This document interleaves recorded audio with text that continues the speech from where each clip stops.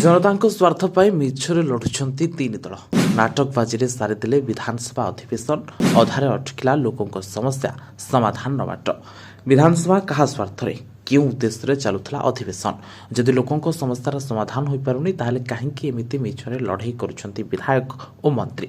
विधानसभार budget अधिवेशन प्रथम पर्याय समाप्त होईछि हेले अनेक प्रसंग सेमिति अधारे रहि जाइछि जाको आलोचना करने समाधान करिबारे विफल होइछंती सरकार।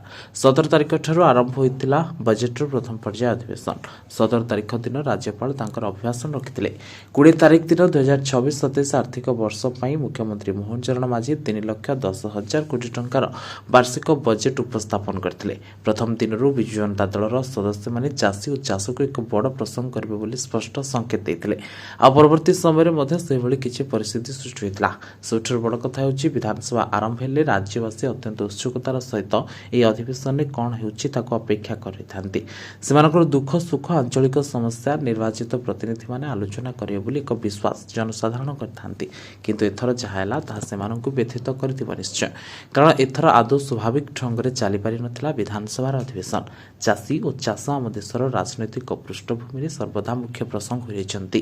राज्य में चाषी समस्या कथा कहले न सरे।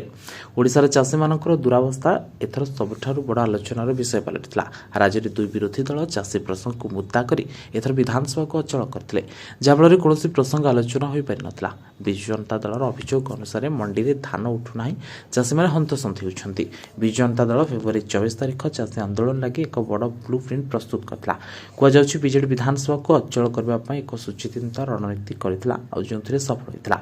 19 तारिख दिन कांग्रेस दल तरफ चाषी प्रसंग में एक मुलतवी प्रस्ताव दिया। यह प्रस्ताव को गृह आलोचना करने लगी बाचस्पति अनुमति देते। प्रश्नोत्तर काल ठारू यह प्रसंग में विजु जनता दल सदस्य मैंने होहल्ला कर सेदिन गृह अचल हो पड़ा जहाद्वारा लोकों अनेक स्वार्थमूलक प्रसंग अधार रहीगला।